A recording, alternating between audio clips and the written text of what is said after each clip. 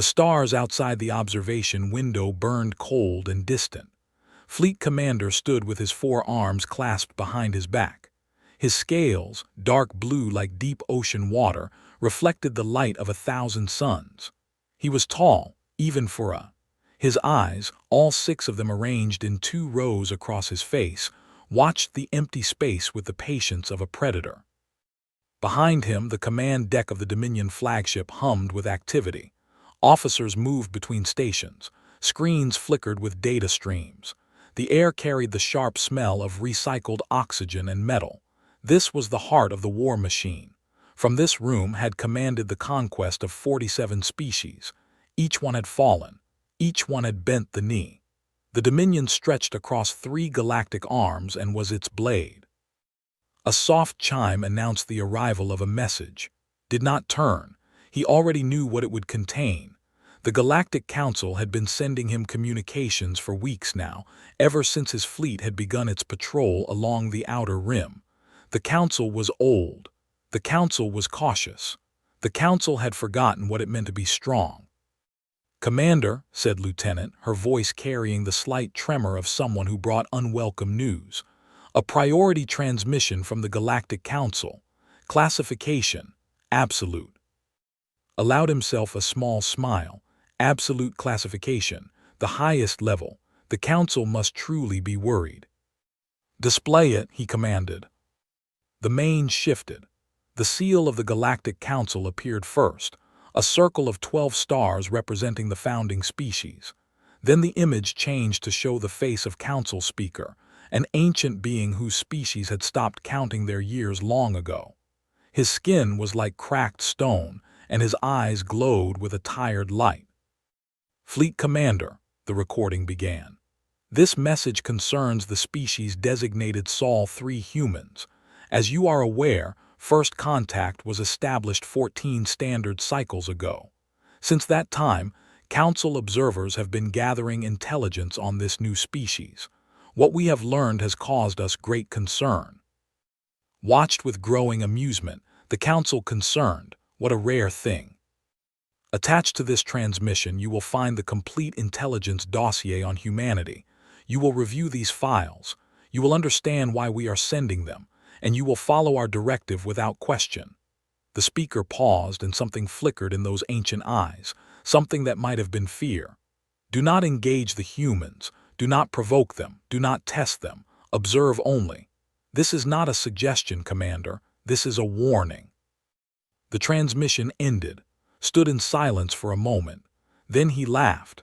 The sound echoed through the command deck, and several officers looked up with uncertain expressions.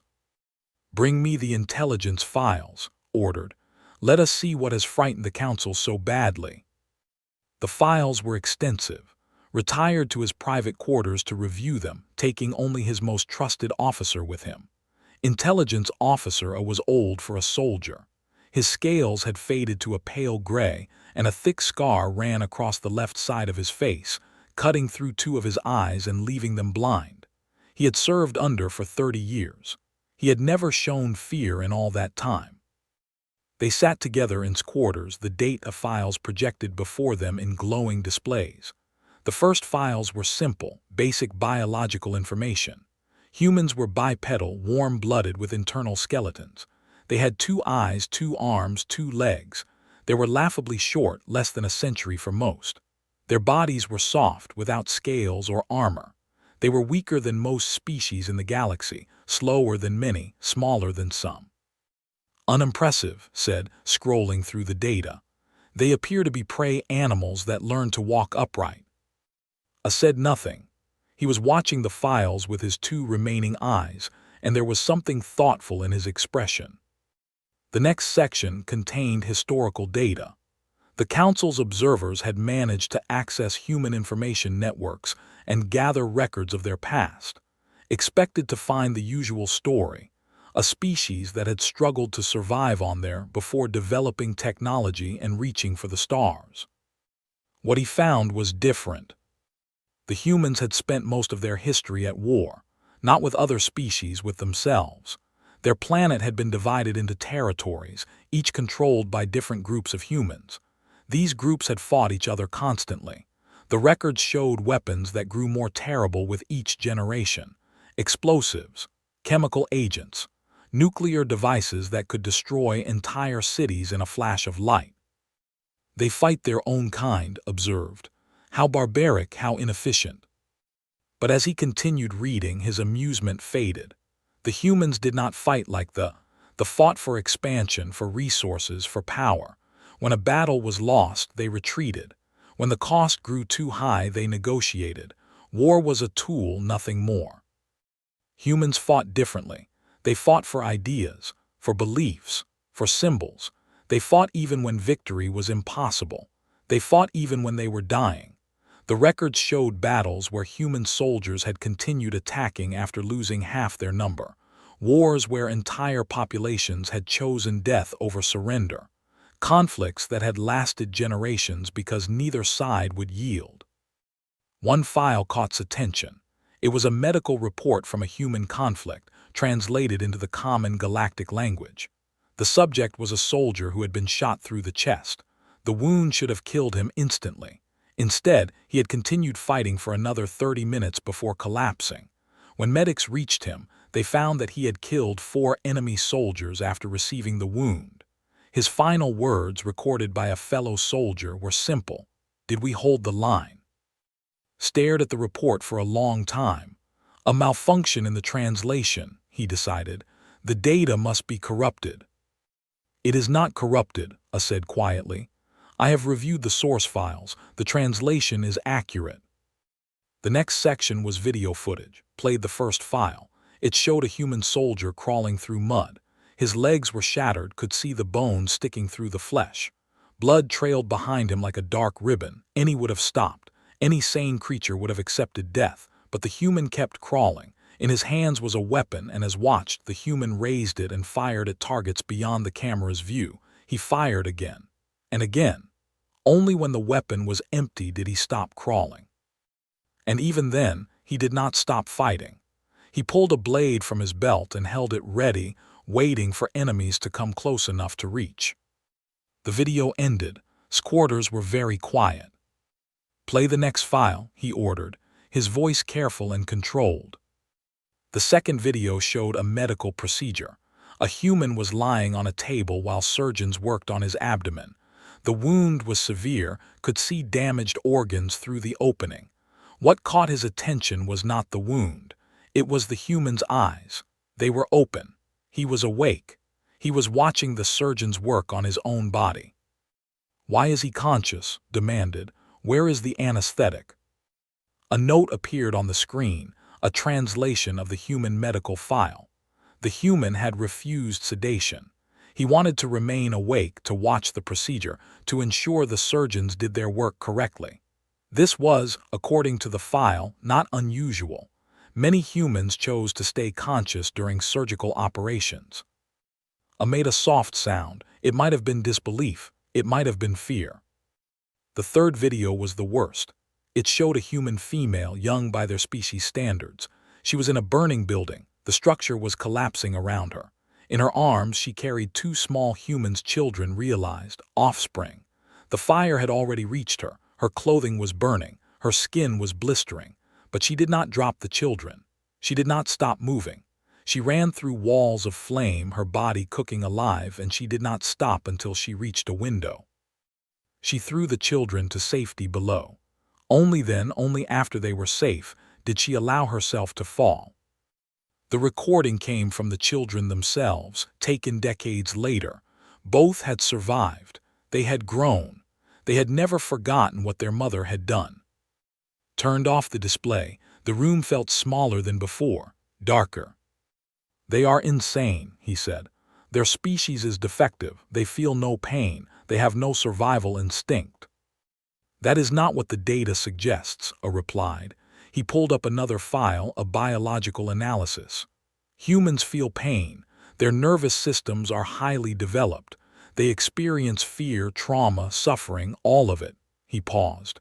"They simply choose to continue anyway." "That is impossible." "It is documented." I highlighted a section of text. "Their species evolved on a world that tried to kill them constantly. Predators, natural disasters, disease, starvation. They survive not by being the strongest or the fastest, but by being the most stubborn. They have a term for it in their language. They call it willpower. Stood and paced to the observation window. The stars stared back at him, unchanged. "The Council is afraid of stubborn prey animals," he said. "They have grown weak. They have forgotten what true power looks like." "Commander," A's voice was careful, "the Council does not issue warnings, they issue commands. When they want something done, they order it. This message was different. They were not commanding, they were pleading." "I heard no pleading." "Then you were not listening." Turned sharply. Any other officer would have been punished for such words, but I had earned the right to speak freely. He had bled for the Dominion. He had sacrificed his eyes for it. "What would you have me do?" demanded. "Run from soft-skinned creatures who live less than a century. Hide from beings who have only just discovered faster-than-light travel. The Dominion has ruled this sector for 10,000 years. We have crushed species far more dangerous than these humans." I was quiet for a moment. When he spoke, his voice was heavy. "I have fought in many wars, Commander. I have seen many enemies. Some were strong, some were clever, some were cruel, but I have never seen anything like what those files contain." He gestured toward the now dark display. "A warrior who continues fighting with shattered legs, a patient who watches his own surgery with open eyes, a mother who burns alive to save her children." He shook his head slowly. "These are not the actions of prey. These are not the actions of the weak. These are the actions of something that does not understand how to surrender." "Then we will teach them," said. "We will show them what happens to species who resist the Dominion." He strode to the communication panel and opened a channel to the fleet. Across 12 ships, officers stopped their work to listen. "All vessels, this is Fleet Commander, set course for the Outer Rim. We will be conducting a patrol along the border of human-claimed space. I want full combat readiness by the time we arrive. This is a show of force. The humans are new to this galaxy and they need to learn their place in it." He paused, letting his words sink in. "The Galactic Council has sent us warnings about this species. They believe humans are dangerous. I believe the Council has grown old and frightened. It is time to remind the galaxy that the Dominion bows to no one." He closed the channel. The fleet began to move, 12 warships sliding through the darkness like great metal predators. A remained in the quarters after left to oversee the navigation. He sat alone in the darkness, staring at the blank display screen. After a long moment, he reactivated the files and scrolled to a section he had not shown the commander. It was a psychological profile, compiled by Council observers over years of careful study. The document analyzed the human concept of determination, the ability to continue pursuing a goal despite obstacles, pain, or certain failure. What a read there chilled him to his core. Humans, the report explained, did not see death as an end. They saw it as a price. They would pay that price willingly if they believed the cause was worthy. A human protecting their family would fight until their body physically could not move. A human defending their home would stand against impossible odds without hesitation. And if a human saw their companions threatened, they would become something that the report's authors struggled to describe, a force of nature, unstoppable and relentless. There was more.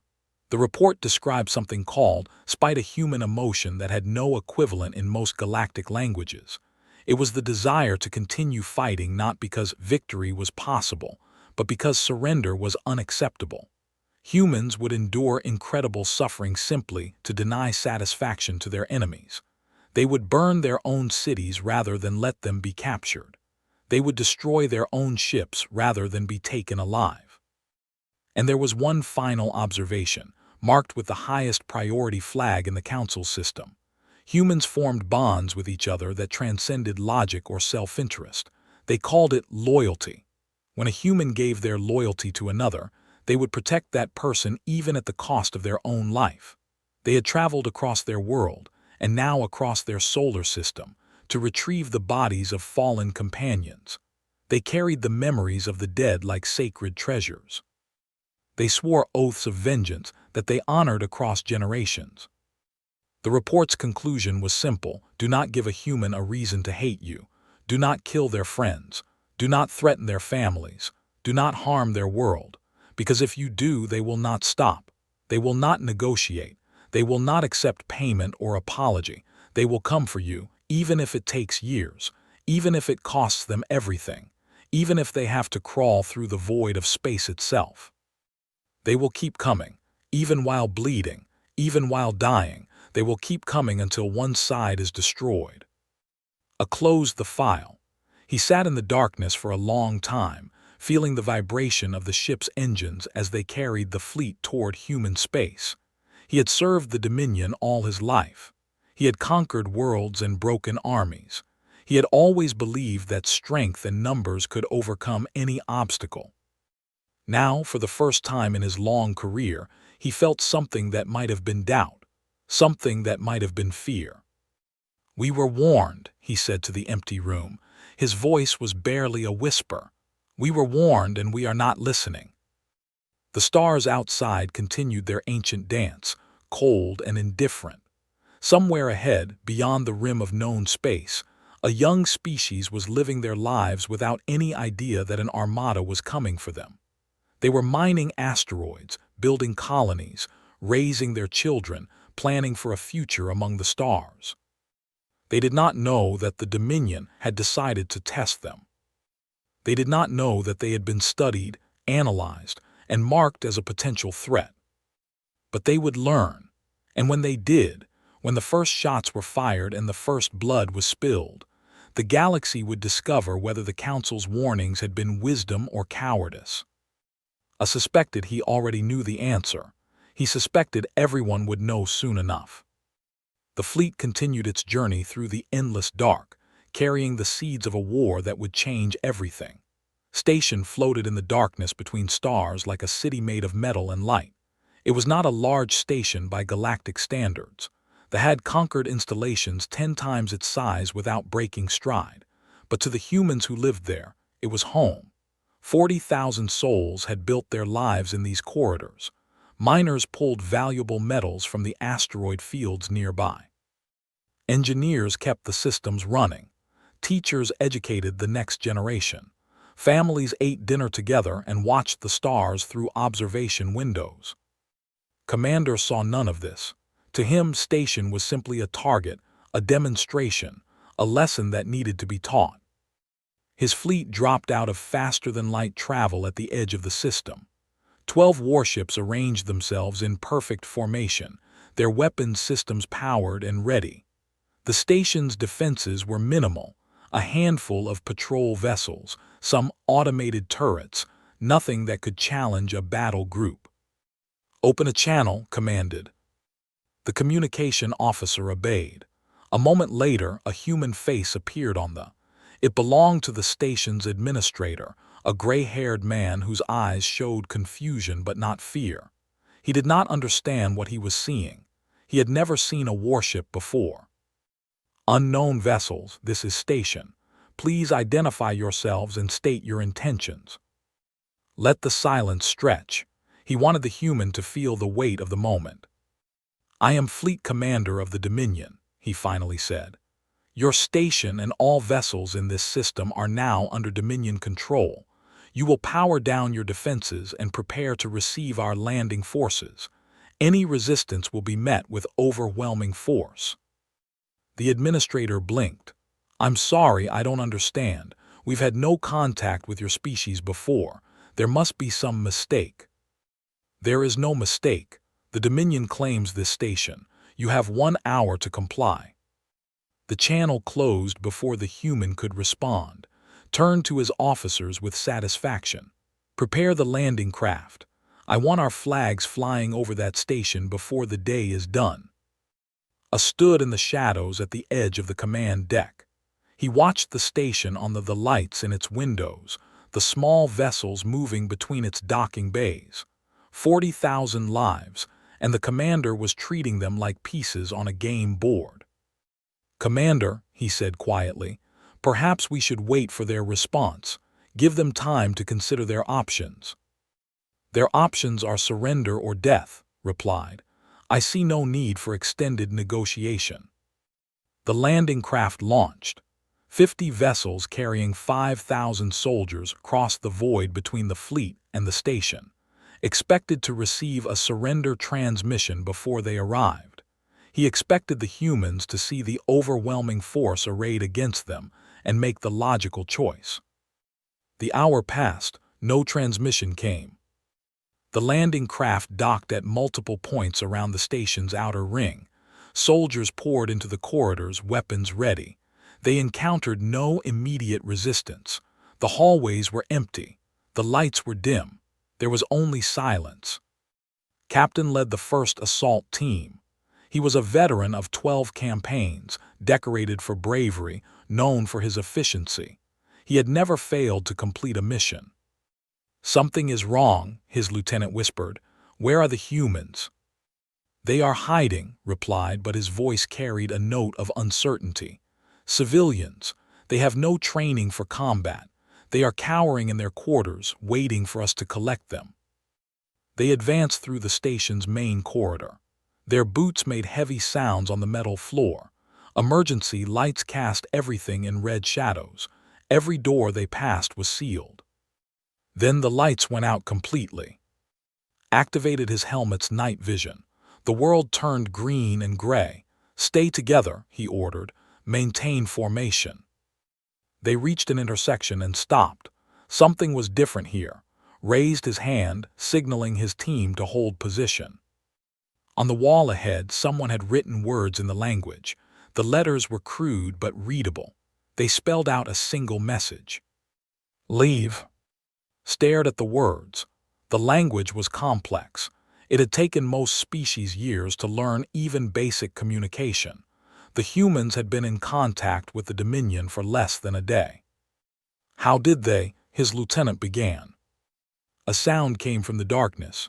A soft click, like metal touching metal. Turned just in time to see a figure emerge from a maintenance hatch in the ceiling. It was a human, dressed in worker's clothing, face smeared with grease. In his hands was something improvised, a mining tool modified into a weapon. The human's eyes met eyes. There was no fear in them, only cold, focused determination. The human attacked. The first hours were chaos. They were superior in every measurable way, stronger, better armed, better armored.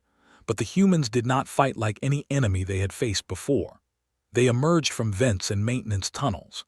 They ambushed patrols in darkened corridors. They used the station's own systems against the invaders, sealing doors to trap squads, venting atmosphere from occupied sections, triggering emergency protocols that filled hallways with fire suppression foam. Lost 3 soldiers before his team reached the station's central hub. Each time, the attack came from nowhere. Each time, the humans vanished before they could respond. And each time, they left a message. Leave. Leave now. We warned you. By the 3rd hour, had lost contact with 2 other assault teams entirely. Their communication signals simply stopped.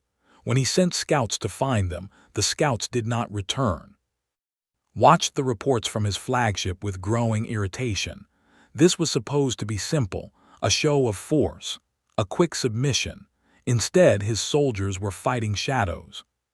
Send another battalion, he ordered, and tell them to stop being gentle. If the humans want war, we will give them war. 1,000 more soldiers descended on station. This time, they came with heavier weapons. They blasted through sealed doors. They swept through every corridor with overwhelming firepower. They forced the humans out of hiding and into direct confrontation. The first real battle happened in the station's agricultural sector, a vast chamber filled with hydroponic gardens that fed the station's population. A group of humans had gathered there. Not soldiers, not warriors, saw the reports and struggled to believe them. The defenders were miners, engineers, teachers, doctors. They carried improvised weapons, tools, pipes, anything they could find.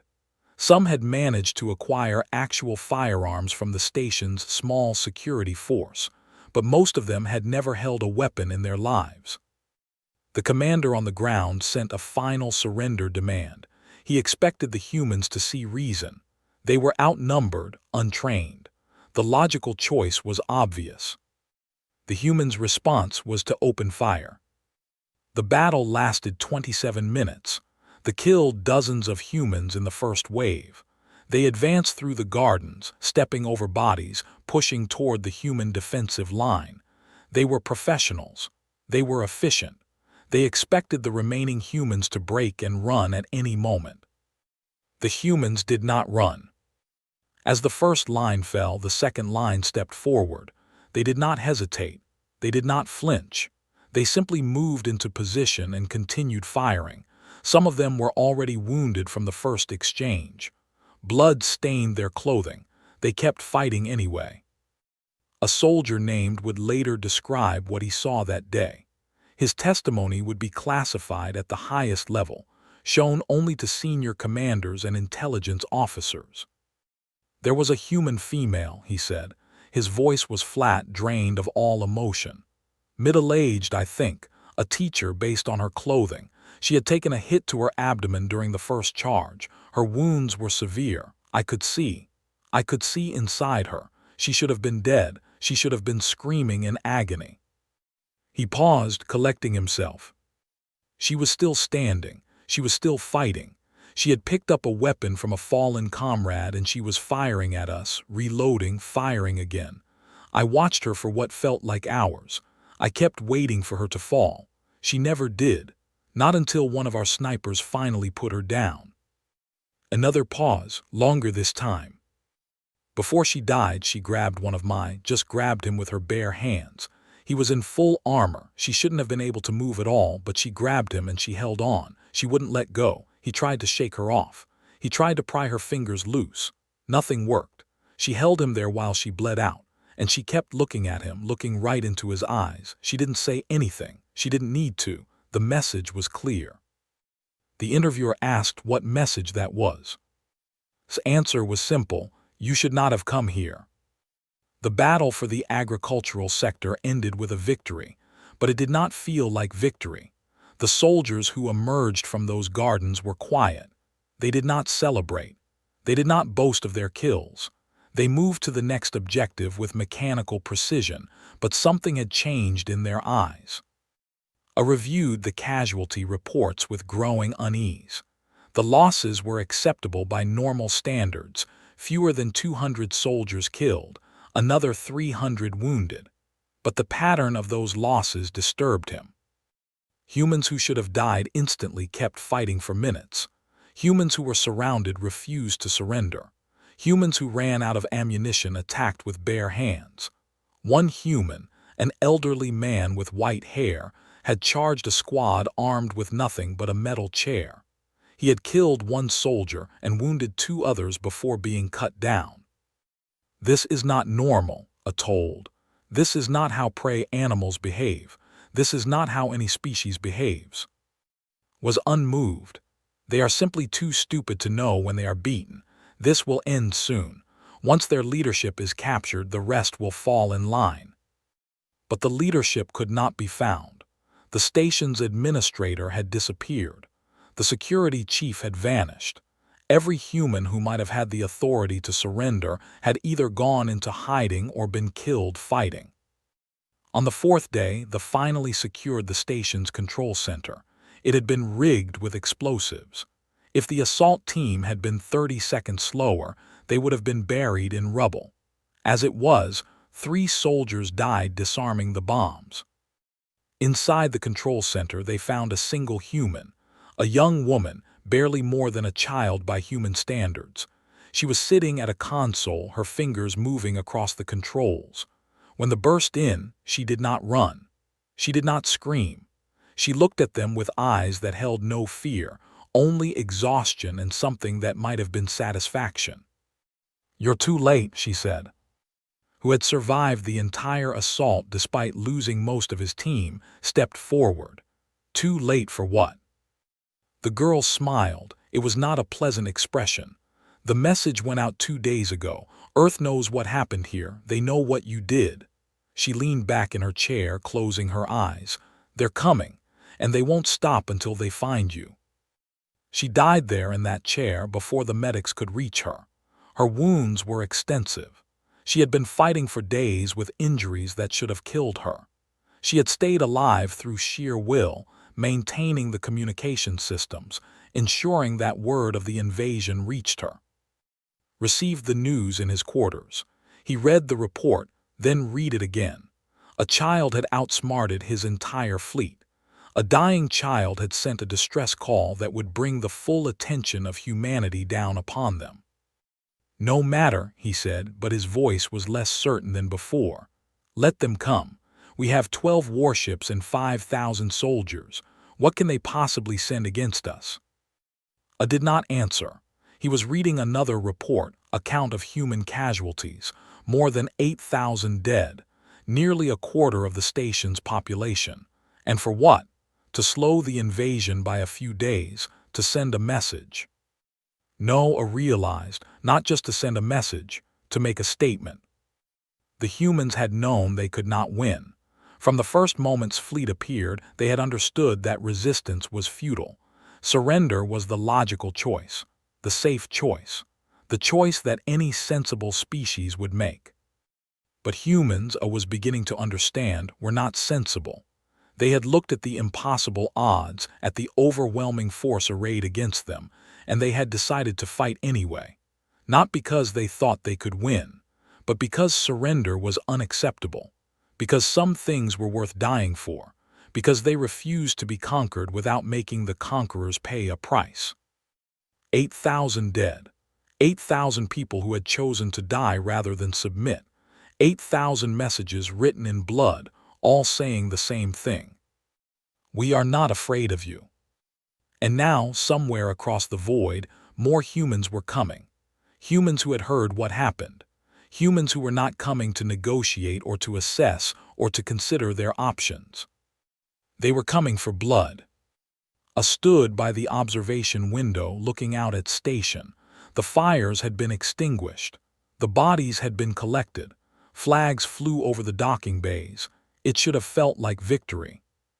It felt like the beginning of something terrible. "Commander," he said quietly, not sure if was even listening. "I have served the Dominion for 30 years. I have seen many species fall before our might. The strong and the weak, the brave and the cowardly. I thought I understood what made the difference between victory and defeat." He turned to face. His face was grim. "I was wrong. These humans, they are different. They do not fight like warriors. They fight like something else, something I do not have a word for." He gestured toward the station. 8,000 of them died here. 8,000 against trained soldiers with superior weapons, and they kept coming, wave after wave, wounded and dying. They kept coming. His expression hardened. They were fools, brave fools perhaps, but fools nonetheless. "Perhaps," agreed. "But Commander, what happens when we face humans who are not fools? What happens when we face their real warriors? If their civilians fight like this, what will their soldiers do?" The question hung in the air, unanswered. In the distance, beyond the range of their sensors, the first human response fleet was already gathering. Ships were being loaded with soldiers and supplies. Families were saying goodbye to loved ones who might never return. And across 100 worlds, humans were watching footage from station, footage of their people dying, fighting, refusing to surrender. They were not sad. They were not afraid. They were angry. And anger, they would soon learn, was the most dangerous human emotion of all. The stars continued their ancient dance, cold and indifferent. But in the darkness between them, something was moving. Something was coming. The humans had received the message. Now it was time for them to send one of their own. The xenobiology laboratory aboard the flagship had been designed to study new species. Its walls were lined with preservation tanks, analysis equipment, and specimen containers. In normal times, it was a place of scientific curiosity. Now it had become something else entirely. Senior stood before her team, her 4 eyes moving between the data displays that surrounded them. She had spent her entire career cataloging the species of the galaxy. She had studied predators and prey, intelligent beings and simple organisms. She thought she understood the nature of life. She had been wrong. "We have completed our analysis of human biology," she announced. Her voice was steady, but there was something underneath it, something that might have been fear. "The results are unexpected." The laboratory was crowded with officers. Fleet Commander had demanded a full briefing. He wanted to understand why his soldiers were returning from station with haunted expressions and trembling hands. He wanted to know why trained warriors were requesting transfers, why some had stopped eating, why one had taken his own life rather than return to combat against humans. Activated the first display, a three-dimensional model of a human being rotated slowly in the air. "Physically, humans are unremarkable," she began. "Their bodies are soft compared to most species. They have no natural armor, no claws, no venom. Their senses are limited, their hearing range is narrow, their night vision is poor, and they cannot detect electromagnetic fields. By every standard measurement, they should be a prey species." She paused, letting the words sink in. "They are not."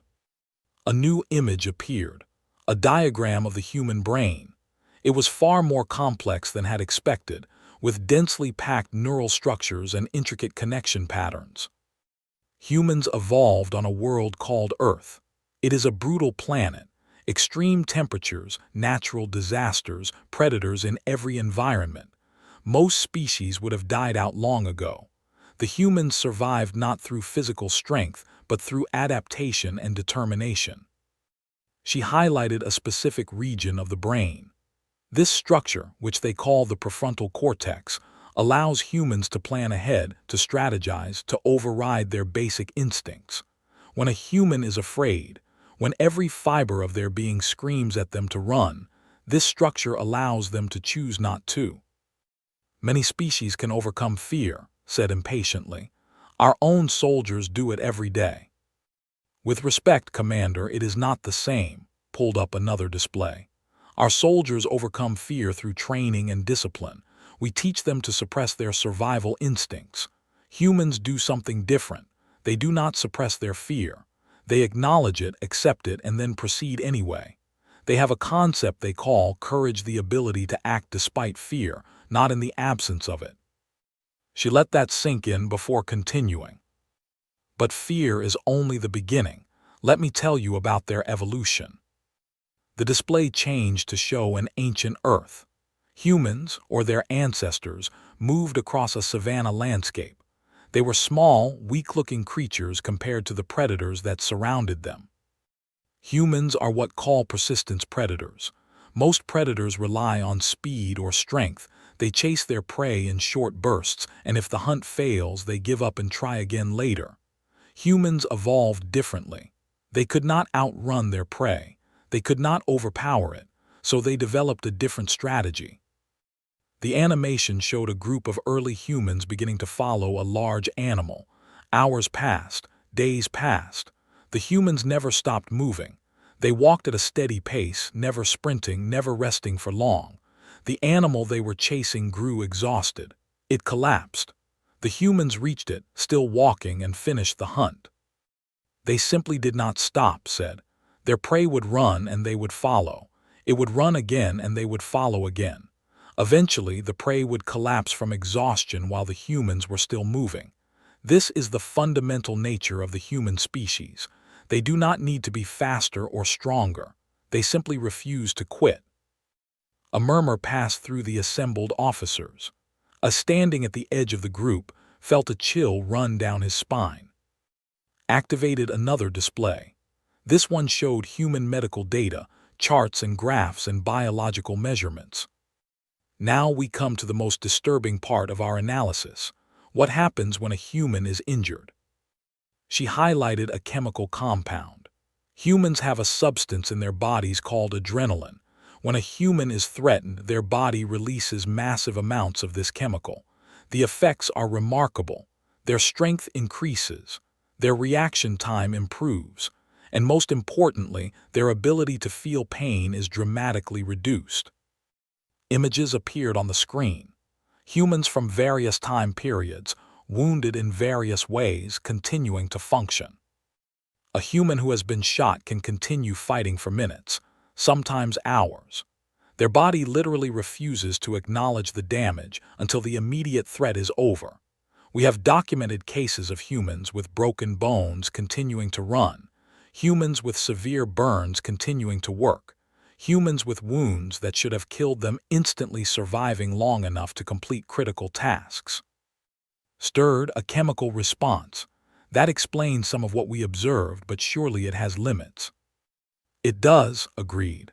But those limits are far beyond what any other species can achieve, and the adrenaline is only part of the equation. She brought up a new image, a human heart anatomically detailed. Humans have a phenomenon that we found difficult to believe at first. Their hearts can stop beating. They can be clinically dead by any medical definition, and then be restarted. Sometimes through medical intervention, sometimes through simple physical force applied to the chest. We have records of humans whose hearts stopped multiple times being brought back to life repeatedly. That is impossible, one of the officers said. It is documented, replied. Their medical literature is full of such cases. Humans do not accept death easily. Their bodies seem designed to keep functioning long past the point where death should have claimed them. She took a breath before continuing. But the physical adaptations are not what concern me most. It is the psychological aspects that I believe pose the greatest danger. The display changed again. This time it showed human brain scans, activity patterns, emotional responses. Humans form bonds, said. Deep, intense bonds with other humans. They call these bonds by many names: family, friendship, love. But the result is the same.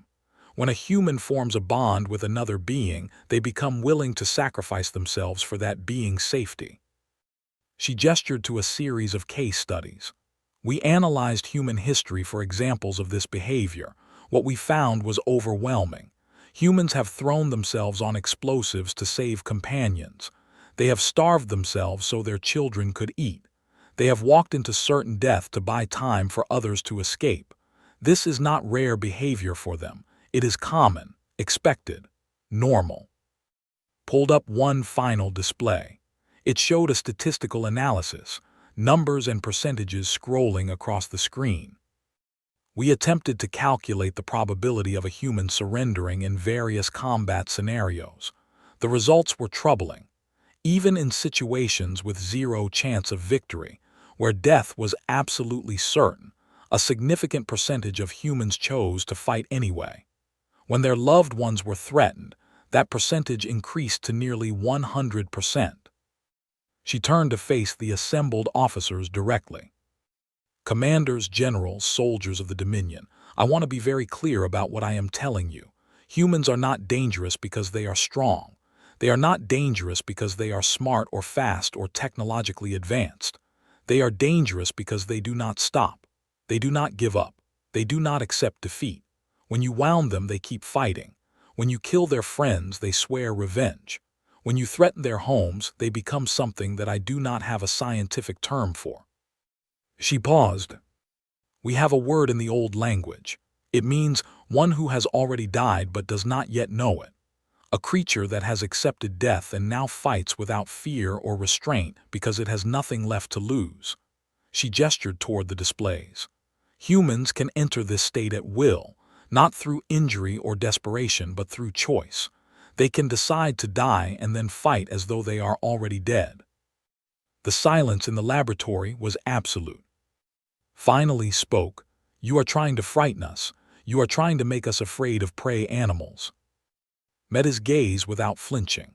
"Commander, I am a scientist. I do not deal in fear, I deal in facts. And the facts tell me that we have made a terrible mistake. We attacked a human colony. We killed their people. We gave them a reason to hate us." She gestured to the displays one final time. "Do you understand what that means? We have created enemies who will not stop, will not surrender, will not accept anything less than victory or death. And they are coming here." The briefing ended in silence. Officers filed out of the laboratory, their faces pale, their eyes troubled. Remained behind, staring at the displays with an expression that mixed anger with something that might have been doubt. Found himself in the ship's lower corridors, far from the command deck. He was not sure why he had come here. Perhaps he needed to be away from the tension that filled the upper levels. Perhaps he needed time to think. He found himself at the entrance to the medical bay. Inside, wounded soldiers lay in rows of beds. Most of them had been injured at station: burns, broken bones, plasma wounds. A few had injuries that it did not recognize. One soldier caught his attention, a young male barely past his coming-of-age ceremony. He was sitting up in his bed, staring at nothing. His scales were pale, his eyes unfocused. He had no visible injuries. Approached. "Soldier, what is your name?" The young male did not respond at first. Then slowly he turned his head. His eyes focused on as if seeing him from a great distance. He said, his voice was hollow, "My name is." "You were at station?" "Yes." "What happened to you?" Was quiet for a long moment. When he spoke, his voice was barely above a whisper. "I killed a human child, a boy. He could not have been more than 12 standard years. He came at me with a piece of metal, just a broken pipe, nothing that could have hurt me. I shot him. I had to. He was attacking me." Waited. "He did not die immediately. He lay on the ground, bleeding, and he looked at me. His eyes were so clear. There was no fear in them, no anger. He just looked at me and he smiled. His hands began to tremble. He smiled at me and he said something. I do not speak their language well, but I think he said, 'My parents will find you.'" His voice cracked. He was dying, and his last thought was not of himself, not of his own survival. He was warning me, or perhaps threatening me. I cannot tell the difference anymore. I sat down on the edge of the bed. He did not know what to say. In 30 years of service, he had never heard a soldier speak like this. "There is more," continued. "After the boy died, I went back to the main corridor. I found the bodies of the rest of my squad. They had been processed. The humans had taken their weapons, their equipment, but they had also left something." "What?" "Names. The humans had carved names into the walls above each body. Human names. I checked the casualty reports later. Each name belonged to a human we had killed in the previous assault. Looked at it with eyes that held no hope. They are keeping track. They know exactly who we have killed, and they are telling us that they will remember every name, every face, every death." He lay back down and stared at the ceiling. "I cannot sleep," he said. "Every time I close my eyes, I see that boy smiling at me. I hear him telling me that his parents will find me. And I know in my heart that somewhere out there 2 humans are coming for me. They do not know my name yet. They do not know what ship I serve on, but they will learn. And when they do, they will not stop until they find me." I left the medical bay in silence. His mind was churning with thoughts that he did not want to acknowledge. He had spent his entire life believing in the strength of the Dominion, in the inevitability of conquest, in the natural order of predator and prey. Now he was beginning to wonder if they had made a terrible miscalculation. The humans were not prey. They had never been prey. They were something far more dangerous, persistent predators who had turned their endless stamina and unbreakable determination toward war. They were creatures who formed bonds so deep that they would cross galaxies for revenge. They were beings who could look at certain death and smile because they knew that their parents, their friends, their species would finish what they started. I returned to his quarters and pulled up the intelligence files again. He read through them slowly, carefully, looking for something he might have missed, a weakness, a vulnerability, some way to predict or control human behavior. He found none. What he found instead was a human concept that he had not fully understood before. They called it spite. It was the desire to resist, to fight back, to cause harm to one's enemies even at the cost of one's own life. Humans cultivated spite. They praised it. They considered it a virtue in certain circumstances. The implications were staggering. A species motivated by spite could not be deterred by shows of force. Killing their soldiers would not break their morale, it would fuel it. Burning their worlds would not make them surrender, it would make them swear vengeance. Every attack would make them stronger, more determined, more focused on the destruction of their enemies. The Dominion had conquered 47 species, being stronger and more ruthless than their opponents. That strategy worked against rational beings who valued their own survival. It would not work against humans. A closed the files and sat in the darkness of his quarters. Outside the viewport, the stars continued their eternal dance. Somewhere out there, the human fleet was gathering, coming closer with every passing hour. And anew, with a certainty that settled into his bones like ice, that the Dominion had awakened something terrible. They had been warned. They should have listened. Now it was too late. The only question that remained was how high the price would be, and whether, when the final count was made, there would be any left to pay it. In the distance, invisible and inexorable, the human fleet continued its approach. They had received the news from station. They had watched the footage of their people fighting and dying. They had listened to the final message from a dying girl who had given everything to send them a warning. And they were coming. Even now, commanders briefed their troops. Families said goodbye to loved ones who might never return. Soldiers checked their weapons and prepared themselves for what lay ahead. They were not unaware of the danger. They knew many of them would die, but they were going anyway. Because that was what humans did. They kept coming, even while bleeding, even while dying. They kept coming until the job was done. And for all their strength and all their conquests, had never faced anything like that before. They were about to learn. The human fleet arrived without warning. One moment, the sensors showed empty space. The next moment, 53 vessels dropped out of faster-than-light travel in a coordinated formation that suggested careful planning and absolute determination. Studied the display from his command chair, counting the ships, assessing their capabilities. What he saw should have filled him with confidence. The human fleet was smaller than his own, 53 ships against his 12, but his vessels were larger, more heavily armed, more advanced in every way. Many of the human ships appeared to be civilian vessels hastily converted for war. Others were old military designs, ships that should have been decommissioned years ago. They are desperate, observed. They have sent everything they have, and it is not enough. Stood at his usual position, watching the same display. He did not share the commander's confidence. He could not forget the briefing from the xenobiology team. He could not stop thinking about the soldier in the medical bay, haunted by a dying child's smile. "Commander," he said carefully, "the council files indicated that humans fight differently when they are protecting something they love. There is behind them. Their families are behind them. They may not behave as we expect." "They will behave like prey," replied. "Prey that has mustered its courage for one final stand. We will crush them here, and the human species will learn its place." He opened a fleet-wide channel. "All vessels prepare for battle. Standard engagement formation. Target their larger ships first. We will break their fleet and then move on there." The armada began to move.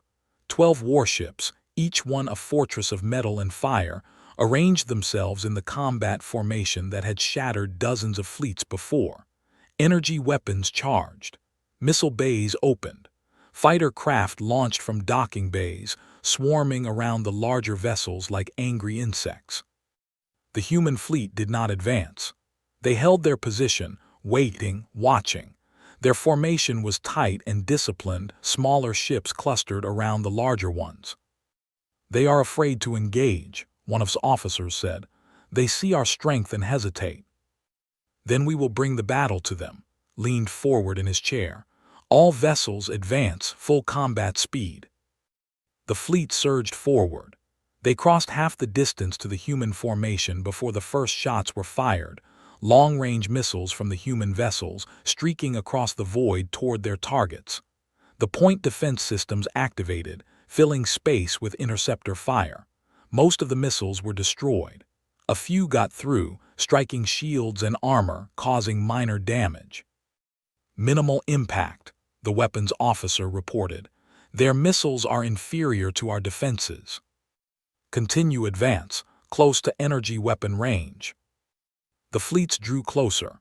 More missiles were exchanged. Shields flickered under the assault but held strong. Human ships began taking damage. Their shields were weaker, their armor thinner. A converted cargo vessel took a direct hit and broke apart, debris spinning into the darkness. Smiled. This was how battles were supposed to go. Superior force meeting inferior force, with the inevitable result. Then the human fleet began to move. They did not retreat as expected. They advanced.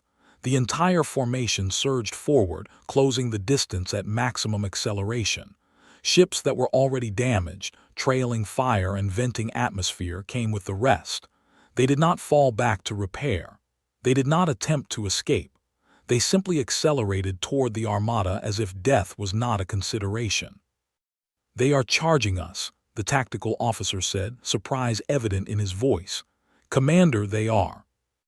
His words were cut off by the impact of the first human boarding craft. The battle became chaos in an instant.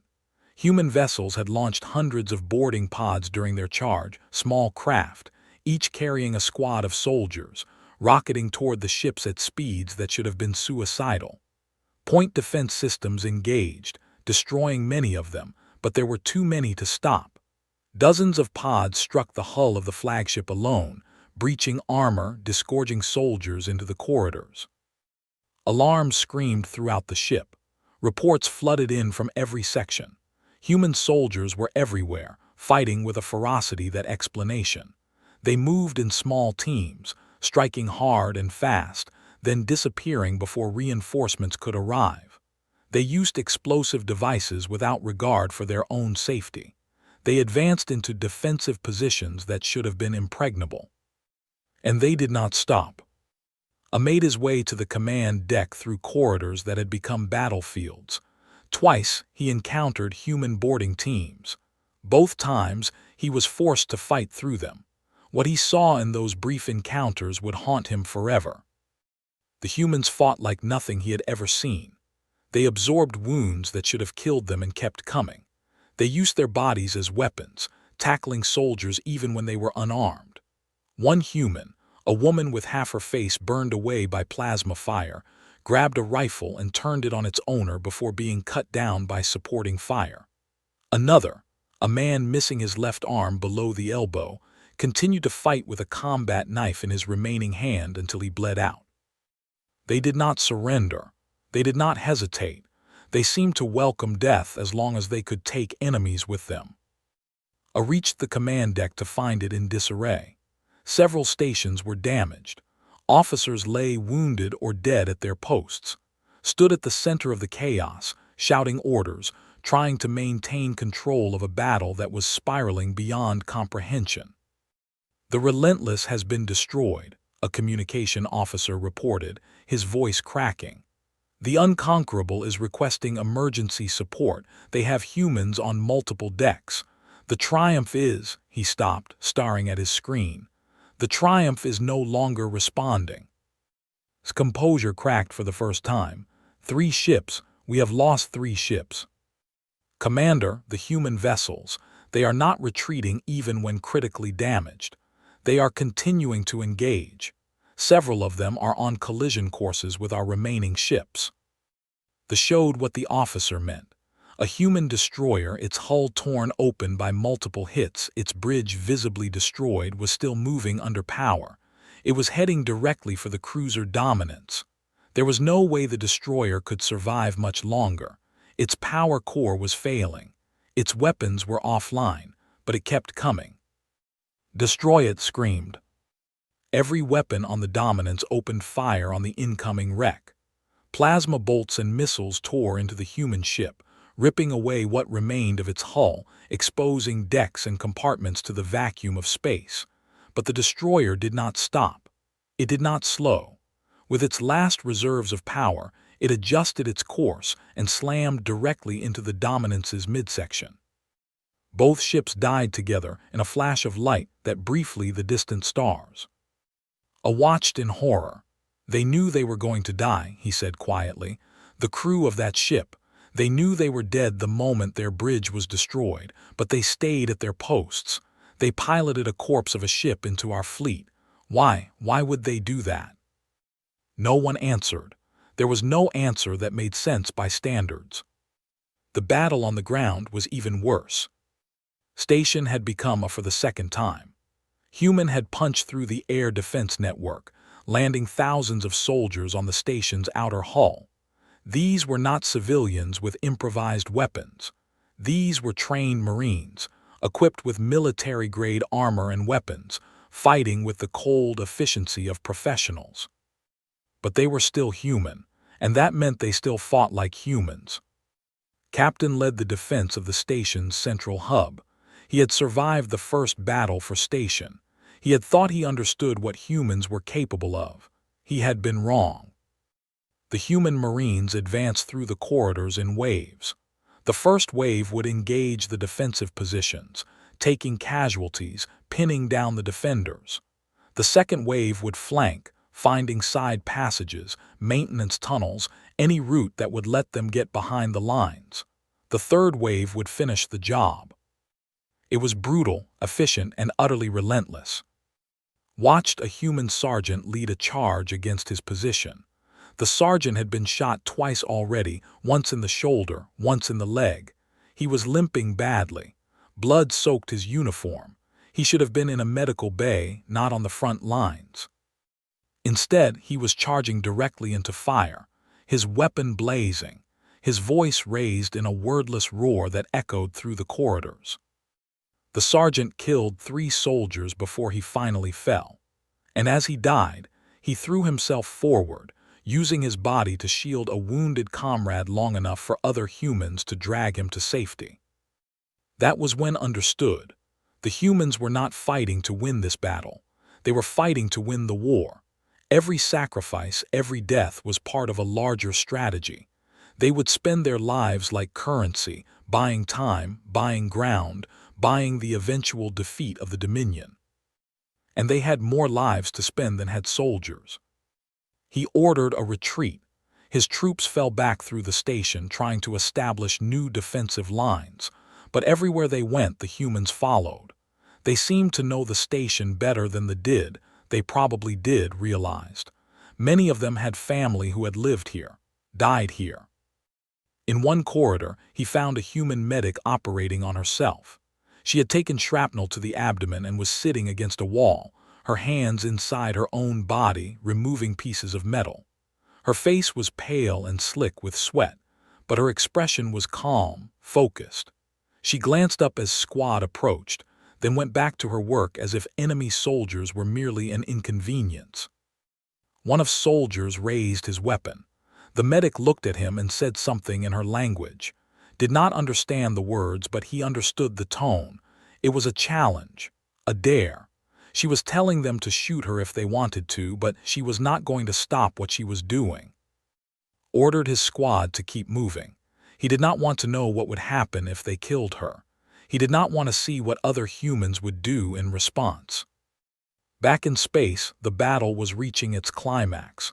The fleet had been reduced to 7 ships, then 5, then 3. Human vessels, equally battered, continued to press the attack. Both sides were bleeding, dying, losing everything. But the humans did not stop. Stood on a command deck that was half in ruins. Fires burned in the corners. Smoke filled the air. His officers were dead or wounded. I stood beside him, blood trickling from a head wound, watching with eyes that held no hope. Order the retreat, I said. We must withdraw. We can regroup, reinforce. I will not retreat from prey, snarled. I will not. A massive impact shook the ship. The lights flickered. A damage report scrolled across the remaining active screens. The flagship's main engines were offline. Their shields were failing. A human boarding team had reached the power core and was attempting to overload it. "Commander," a weak voice came from the communication station. One of the junior officers had crawled back to his post, despite injuries that would have killed most beings. "I am receiving transmissions from our other ships. The Vengeance has surrendered. The Fury has surrendered. Captain says he will not. He will not send more soldiers to die against these creatures." Stared at the screen. Surrendered. Warships had surrendered. It was unthinkable, impossible. In 10,000 years of Dominion history, no vessel had ever surrendered to an enemy. Until now. "They are breaking," said quietly. "Not the humans, Commander, us, we are breaking." The final assault came an hour later. Human Marines stormed the bridge of the flagship, cutting through what remained of the defensive forces. Drew his sidearm and fought with the desperation of a cornered predator. He killed 2 humans before a third brought him down with a shot to the leg. He lay on the deck of his own command center, surrounded by the bodies of his officers, watching as humans secured the room. They moved with professional efficiency, checking corners, tending to their wounded, establishing a perimeter. They did not celebrate. They did not gloat. They simply did the work that needed to be done. A human officer approached. She was young, with short hair and hard eyes. Her armor was scorched and dented. Blood, human and both, stained her hands. "Fleet Commander," she said in heavily accented, "by the authority of the United Earth Coalition, I am placing you under arrest for crimes against humanity. You will be held for trial." Laughed. It was a broken sound filled with bitterness and disbelief. "You should kill me. Your people died by the thousands. Your station was taken. You should want revenge." The human officer looked at him for a long moment. Her expression did not change. "Revenge would be easy," she said. "Justice is harder. We choose justice." She turned to her soldiers. "Get him to the medical bay. Keep him alive." As they carried him away, past the old intelligence officer was sitting against a wall, his wounds bandaged by human medics, his eyes fixed on some distant point. "You were right," said his voice barely a whisper. "The Council's warning, you were right." I did not look at him. He was watching the humans as they worked, efficient, disciplined, unstoppable. They had taken losses that would have broken any force. They had fought through wounds that should have killed them. And now that the battle was over, they were not collapsing or celebrating. They were already preparing for what came next. "I was right," agreed, "but I did not understand the full truth until now." He finally turned to face, and his eyes held something that the commander had never seen in them before. Wonder, perhaps, or fear, or both. "They do not stop," said. "We knew that, we were warned, but I did not understand what it meant until I watched them fight." He gestured toward the humans moving through the ruined command deck. "They do not stop because stopping is not in their nature. They are persistence predators. They evolved to chase prey until it collapsed from exhaustion, and now they have turned that instinct toward war." He shook his head slowly. "We thought we were the predators. We thought they were prey. We were wrong. They are something else entirely, something the galaxy has never seen before." Closed his eyes. He did not want to hear any more. He did not want to think about what this defeat meant for the Dominion, for his people, for the future. But it continued anyway, his voice soft and filled with a terrible certainty. "They will keep coming. That is who they are. That is what they do. They will keep coming even while bleeding, even while dying, even when victory seems impossible. And they will not stop until they have achieved what they set out to achieve." He paused. "We were warned. We should have listened. Now the entire galaxy will learn what happens when you give humans a reason to fight." Outside the shattered viewports, the wreckage of 2 fleets drifted in the silence of space. Human and ships, broken and burning, mixed together in a graveyard of metal and ice. The battle was over, but for the Dominion, the real consequences were only just beginning. The humans had won, and they had done it the only way they knew how. By refusing to stop. The war ended not with a final battle but with a simple transmission. It came from the Dominion High Council, broadcast on all frequencies, translated into every known language. The message was brief. The Dominion requests terms of peace with the United Earth Coalition. Across the galaxy, species who had lived under rule for centuries listened in disbelief. The Dominion did not request peace. The Dominion conquered. The Dominion demanded. The Dominion had never, in 10,000 years of expansion, asked for anything. Until now. The news spread faster than light could travel. Traders carried it to distant stations. Diplomats whispered it in the halls of the Galactic Council. Military commanders analyzed it. Politicians debated it.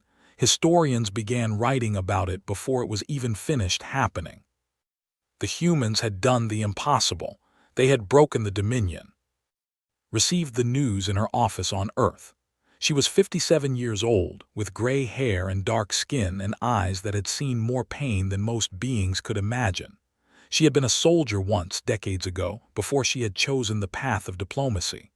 Her body still carried the scars of that earlier life, a limp from an old injury, a long scar on her forearm, memories that surfaced in her dreams. She had also carried, for the past 3 months, the weight of knowing that her son had died at station, had been 24 years old. He had been a teacher at the station's elementary school. He had been killed in the first assault, trying to lead his students to safety. Had watched the footage. She had seen her son die, and then she had put that grief in a box, locked it away, and continued to do her job. There would be time to mourn later. First, there was work to be done. The United Earth Coalition had chosen her to negotiate the peace. She had argued against the selection. She was too close to the tragedy, she said, too likely to let her emotions guide her decisions. The coalition had overruled her objections. They wanted her precisely because of her loss. They wanted to look across the negotiating table and see the face of a mother whose child they had killed. They wanted the Dominion to understand what they were dealing with. The negotiations were held aboard its captured flagship, now renamed the Memorial in honor of the dead of station. It was a symbol, chosen deliberately. The humans would dictate terms from the bridge of the vessel that had led the attack on their people. Arrived alone. She wore simple clothing, a dark suit, no medals or decorations. She carried no weapons, though 100 human Marines waited just outside the negotiation chamber. She walked with her limp, making no effort to hide it. Every step she took was a message. I am wounded, but I am still standing. Was waiting for her in the commander's ready room. He had been a prisoner for 8 weeks now, held in comfortable but secure quarters aboard the ship he had once commanded. His wounds had healed, but something else in him had not. His scales had lost their luster. His eyes, all 6 of them, were dull and tired. He looked like a being who had lost everything and had not yet decided whether to accept it. Entered the room and stood across the table from him. She did not sit. She did not speak. For a long moment, they simply looked at each other. Human and predator, 2 beings who had lost much and would carry those losses for the rest of their lives. Finally spoke. His voice was rough, damaged by smoke inhalation during the final battle. You are the negotiator. I am ambassador. I represent the United Earth Coalition. Eyes narrowed slightly. I have read the casualty lists. There was at station a teacher. My son. The words hung in the air. His expression shifted, surprise perhaps, or something like it. They sent a mother to negotiate with the being who killed her child. They did. Why? Considered the question. She had asked herself the same thing many times. The answer, when she found it, had been simple. Because I understand what we are capable of, she said. Because I know what we have done and what we will do if pushed. And because I believe in something that you may not be able to understand. I believe in mercy. I believe in justice. I believe that we can be more than our pain, more than our anger, more than our desire for revenge. She paused. I also believe that if I fail, If these negotiations break down and war continues, there will be no mercy, no justice, only destruction, and I will not be the one who allows that to happen, not while I have a choice." Stared at her for a long time. Then he laughed. It was a strange sound, broken and tired, without any real humor in it. "Your species is insane," he said. "Truly, genuinely insane. Any other being in your position would want my blood. You have every right to demand it, and instead you speak of mercy." "Mercy is not weakness," replied. "It is strength. It takes more strength to spare an enemy than to destroy one. It takes more courage to forgive than to hate." She leaned forward slightly. "My son would have understood that. He was a teacher. He believed in the goodness of people, even when they gave him no reason to. I honor his memory by believing the same thing. Even about me, even about you." The negotiations lasted 3 days. They were long and difficult and filled with moments of tension that threatened to collapse everything. But in the end, the terms were reached. The Dominion would release all human prisoners. They would withdraw from all occupied human territories. They would pay reparations for the damage caused at Station. And they would send a message to every species under their influence, a message that herself would write. On the final day, before the treaty was signed, asked a question.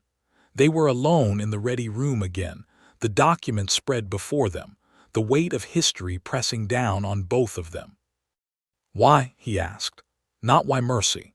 I think I understand that now, even if I do not believe I could do the same. But why do your people keep fighting? Why do they continue even when wounded, even when dying, even when there is no hope of victory? The files we received from the Council explained your biology, your evolution, your psychology, but they did not explain why." Was quiet for a long moment. Then she rolled up her sleeve, revealing the scar that ran from her wrist to her elbow. It was old, faded to white, a memory of violence from long ago. "I received this wound when I was 23 years old," she said. "I was a soldier in a conflict that does not matter anymore. We were pinned down by enemy fire. My squad was dying around me. I took a piece of shrapnel that should have killed me." She traced the scar with her finger. "I did not die. I did not stop fighting.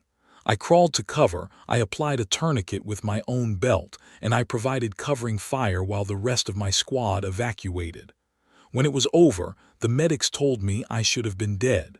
They could not explain how I had continued to function." She looked up at. "I could not explain it either. Not then. But I have thought about it for 34 years, and I think I finally understand." "Tell me." "We keep fighting because someone has to," said simply. "We keep fighting because the people behind us cannot. Because if we fall forward. Because giving up is not in our nature. We were not built for surrender. We were not designed for defeat.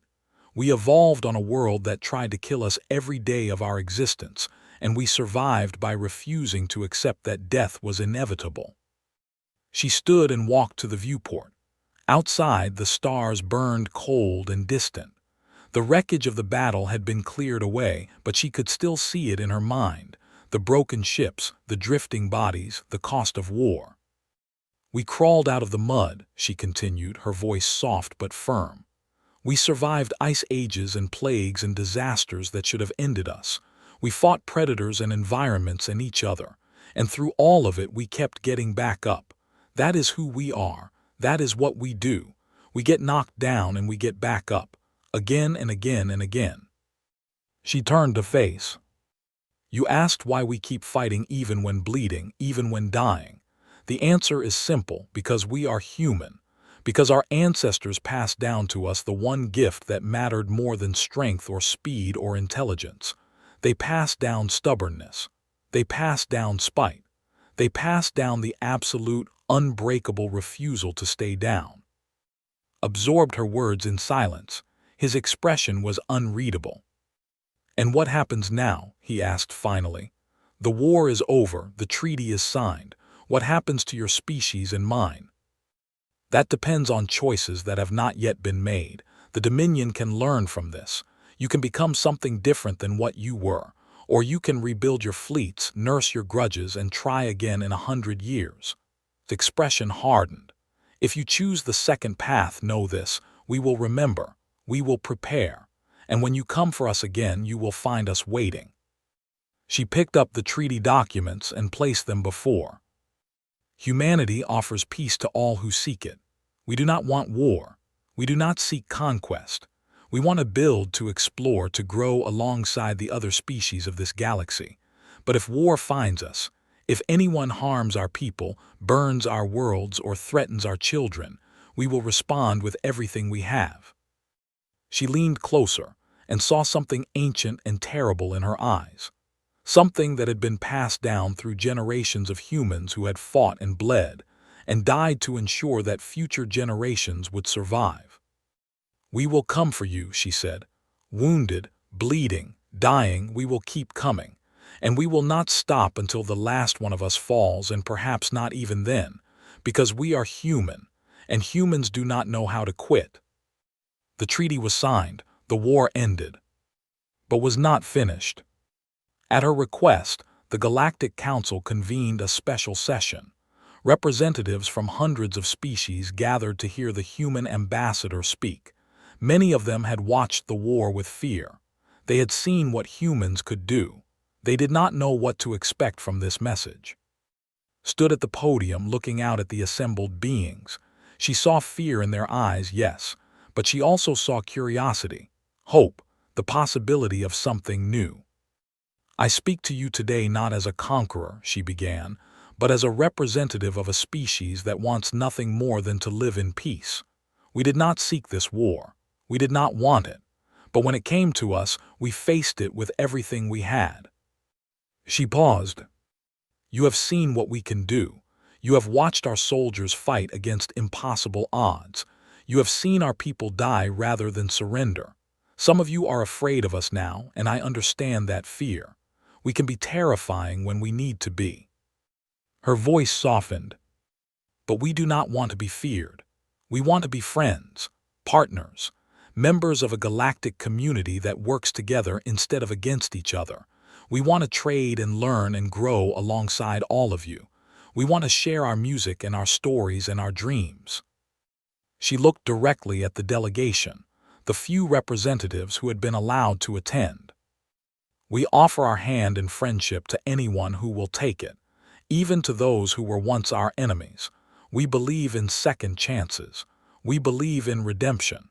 We believe that every species has the potential to be something great." Her expression hardened.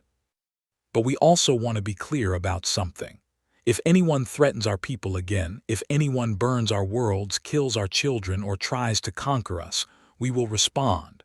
Not with hatred, but with determination. Not with cruelty, but with resolve. We will protect what is ours. We will defend those who cannot defend themselves. And we will never, ever stop fighting for what we believe in." She let those words sink in before continuing. "The Dominion learned this lesson at great cost. Let their example serve as a warning to any who might be tempted to follow their path. We are not easily conquered. We are not easily broken. We are humans. We have survived everything our universe has thrown at us, and we will survive whatever comes next." She smiled then, and there was warmth in it alongside the steel. "We have so much to offer: art and science, philosophy and music, stories that span thousands of years, inventions that we would love to share. We want to be part of your community. We want to help build something wonderful together." Her final words rang through the chamber. "Humanity offers peace to all who seek it. Take our hand and we will walk into the future together. But know this: we will never kneel. We will never surrender. We will never stop being who we are, because we are human, and that means something. It has always meant something, and it always will." The speech ended. The chamber was silent for a long moment. Then slowly the applause began. It came from the smaller species first, those who had lived under oppression for generations. Then it spread. More and more beings joined in, rising to their feet, acknowledging the humans who had done the impossible. Stood at the podium, accepting the applause with grace and humility. She thought of her son, who had died teaching children to read. She thought of the thousands who had given their lives at station.